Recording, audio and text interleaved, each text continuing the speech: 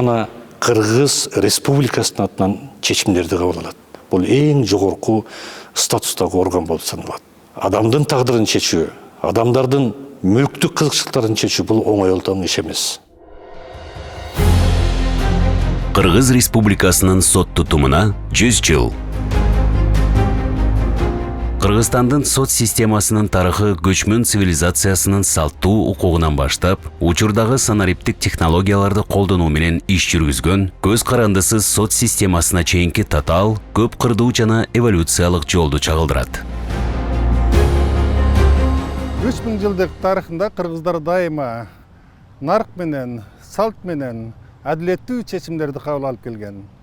Ал гана эмес, улуу дастаныбыз Манас эпосунда Алтайдан көчүп келеринде Манас дагы эгерде туура эмес аракет кылсаңыз мен атамы кошо жазалайм деген сөз дагы дастандарыбызда дагы адилеттүүлүк дайыма карманганы баяндалат.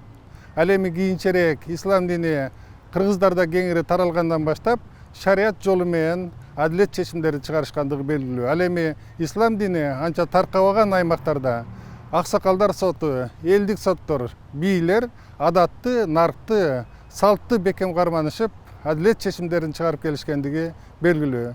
Ошондуктан кыргыздар дайыма дүйнө элдеринин алдында адилеттүү чечим менен тарыхта белгилүү калк экендигин биз билебиз. 20 кылымдын башында Совет бийлигинин орношу менен Кыргызстандын сот системасы советтик укук системасына интеграцияланган. Социалисттик принциптерге негизделген эл соттору сот адилеттигинин башкы институту болуп калган. Кыргыз сотунун расмий түрдөгү ишмердүүлүгү 1924 жылы Кыргыз элинин биринчи улуттук автономиясы болгон Кара-Кыргыз автономиялуу облусу түзүлгөн күндөн башталат. 1924 жылдын 30 ноябрында Кара-Кыргыз автономиялуу облусунун облустук сотунун курамы бекитилген. 1936 жылдын 5 декабрында СССРдин жаңы конституциясы кабыл алынып, анын негизинде Кыргызстан автономиялуу республикадан Кыргыз Советтик социалисттик республикасына айланышы Кыргыз элинин турмушундагы эң маанилүү саясий жана тарыхый окуя болгон. Кыргыз СССРинин түзүлүшү республиканын экономикалык жана маданий жактан гана өнүгүшүнө эмес, өлкөнүн сот органдарын демократиялаштыруу жана өнүктүрүү үчүн да чоң өбөлгө түзгөн.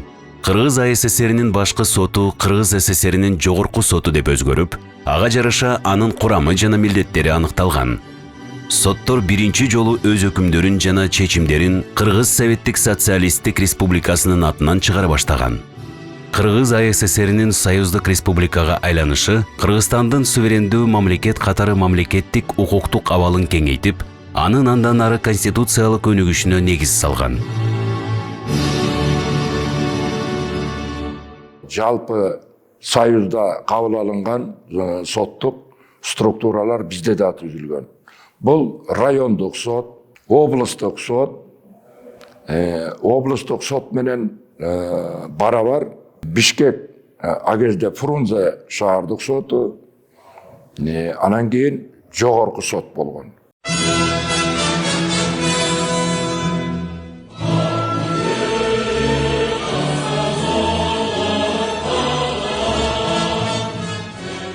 Советтер Союзу жоюлгандан кийин 1993 жылдын 5 май күнү Кыргыз Республикасынын конституциясы кабыл алынып, Кыргызстан укуктук мамлекеттин негиздеринде курулган суверендүү, демократиялуу республика деп жарыяланган. Конституция бийликтин мыйзам чыгаруу, аткаруу жана сот бутактарына бөлүнүү принцибин бекиткен. Конституциянын кабыл алынышы менен өлкөдө сот бийлигинин көз карандысыздыгын жана соттордун мамлекет турмушундагы ролун чыңдоо жаатында маанилүү кадамдар жасалган. Биз мурда Министерство юстициянын карамагында болчубуз. Биздин сот системанын камсыздоосу ошо Министерство юстиция аткарчу. Бюджетибизди да ошо Министерство юстиция өкмөткө көрсөтчү. Сот администрация пайда болгондо биз ошо бюджетибизди камсыздоонун баарын маселеси сот администрация аркылуу каралып калган. Ошо сот администрация президенттин алдында иштеп калды. 2021 жылдын 11 апрелинде бүткүл элдик референдумда өлкөнүн сот системасына принципиалдуу өзгөртүүлөрдү киргизген Кыргыз Республикасынын жаңы конституциясы кабыл алынган. Негизги мыйзамга ылайык жогорку соттун алдындагы конституциялык палата өз алдынча орган болгон конституциялык сот болуп кайрадан түзүлүп, сот системасын конституциялык сот, жогорку сот жана жергиликтүү соттор түзүп калды. Жаңы конституциянын кабыл алынышы менен бийликтин сот бутагына тиешелүү мыйзамдар да өзгөртүлдү. 2022 жылдын 4 март күнү Кыргыз Республикасынын судьяларынын 12 съезди болуп, анда президент Садыр Жапаров судьялар корпусунун көңүлүн акыркы жылдардагы маселелерге буруп, сот тутумун реформалоо керектигин айткан. Акыркы 3 жылды ала турган болсок, сот тутуму бир топ эле өзгөрүүлөргө дуушар болду. 312 судья ротацияланды. Ротацияны ишке ашыруу оңой олтоң боло койгон жок, бирок соттор ротацияны туура түшүнүү менен кабыл алышты. Натыйжада аны тез арада жүзөгө ашырууга мүмкүн болду. Ротация бул мезгилдин талабы, коррупцияны, туугандашууну, жеңил желпи, тийип качма иш жүргүзүүнү алдын алууга болгон аракет болду. Соттук укуктук реформанын алкагында аткарылган иштердин тизмегинде 2023 жылы Каракол жана Жалал-Абад шаарларында сот адилеттигинин 2 үйүнүн ачылышын белгилеп кетүү зарыл. Бүгүнкү күндө мамлекет башчысы тарабынан сотторго өзгөчө көңүл бурулуп, сот тутумун материалдык техникалык жактан камсыздоо жогорулап, сот адилеттигин сапаттуу жүзөгө ашыруу үчүн ыңгайлуу шарттар түзүлүп жатат.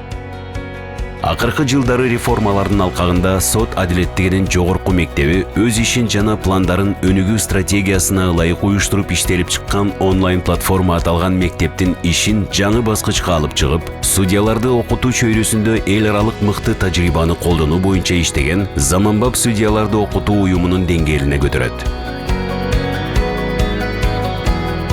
Соттордун көз карандысыздыгы, соттордун чыгарган чечимдеринин ачык, айкындуулугун иш жүзүнө ашырып, элдин ишенимин арттыруу максатында биздин бул акыркы убактардагы мамлекетибиз тарабынан көрүлүп жаткан камкордук өтө эле чоң десем болот.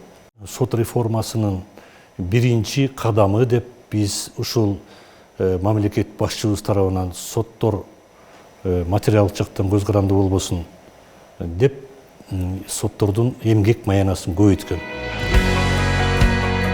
Санариптик технологияларды киргизүү сот тутумунун ачык айкындуулугуна, жеткиликтүүлүгүнө жана ачыктыгына жетишүүнүн эң натыйжалуу ыкмасы. Санариптештирүү процессинин алкагында аудио жана видео жаздыруу, онлайн берүү, видео байкоо, соттордун жана сот процессинин катышуучуларынын коопсуздугун камсыз кылуу сыяктуу иш-чаралар каралган. Дегенде биз өзүбүздүн сот тутумунда болгон кемчиликтерди табалы, ошол кемчиликтин үстүнөн иштейли деп ушундай принципти коюп келем. Азыр да ошондой принциптин үстүнөн иштеп атабыз. Бул дагы биздин ушул коомдун алдында, элдин алдында сот ишенимин арттырсак деген максаттардын бири болуп саналат. Эл аралык сот кызматташтыгынын калыптанышы жана аны эл аралык укук менен жөнгө салуу Кыргыз Республикасынын жогорку сотунун башка өлкөлөрдүн сот бийлиги органдары менен, ошондой эле чет өлкөлүк өнөктөштөр жана эл аралык уюмдар менен өз ара мамилелеринин жаңы багыты болуп калды. Акыркы жылдары бир катар өлкөлөрдүн жогорку соттору менен кызматташуу жөнүндө келишимдерге кол коюлган. Сот системасынын алдында көптөгөн милдеттер турат. Өзөктүү маселелердин бири мыйзамдарды өркүндөтүү. Мыйзам чыгаруу демилгеси жогорку сотко 2021 жылы берилген. Анткени жашоо тынымсыз өзгөрүүдө. Ошондуктан сот системасы да артта калбашы керек. Мыйзамдарды замандын талабына ылайык өзгөртүп, өз убагында жаңылап туруу зарыл.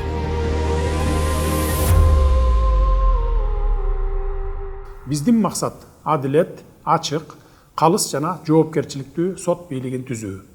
Эң негизгиси элибиз соттордун иши жакшыра баштаганын сезип, ага ишенгендей болушу керек. Жамы журтубуз соттор мыйзам сыйлаган жарандарды коргой турганын, мыйзам алдында бардыгы тең экенин жана бир дагы кылмыш жазасыз калбасын иш жүзүндө көрүүгө тийиш. Бул максатка жетиш үчүн судьялардан ак кызмат кылууну, кесипкөйлүктү жана эң башкысы адилеттүүлүктү талап кылып жатам. Ага жараша соңку мезгилде мамлекет тарабынан колдоо көрсөтүлүп, сот тармагында бир топ жылыштар, ийгиликтүү иштер жүзөгө ашырылды десем болот. Ар бир мамлекеттин дөөлөтү жана байлыгы анын эли. Ал эми элинин улуулугу анын тарыхы менен таразаланат. Кыргыз эли басып өткөн жол даңктуу тарых жана биз үчүн чоң сыймык. Эгемендүү кыргыз мамлекетин куруу оңой болгон жок. Бул татаал жана арбын сыноолуу жолдо кыргыз сот тутумунун татыктуу орду бар. Өлкөбүздүн сот тутумунун тарыхы кыргыз мамлекеттүүлүгүнүн калыптанышы менен тагдырлаш. Андыктан судья адамдын тагдырына байланышкан, коомго таасир бере турган, өлкөнүн келечегин аныктай турган чечимдерди кабыл алгандыктан, бул кесип жаңылууну кечирбейт. Судьялык кесиптин улуулугу мына ушунда. Улуу тарых чыныгы ак ниет, эмгекчил жана ар намыстуу адамдарсыз жаралбайт. Кыргыз сотунун тарыхын жазууда зор салымын кошкон өрнөктүү инсандардын катары толуктала берет. Анткени судья бул адилет сот тутумунун кыймылдаткыч күчү. Ал эми адилет сот тутуму күчтүү мамлекеттин белгиси, зоолосу.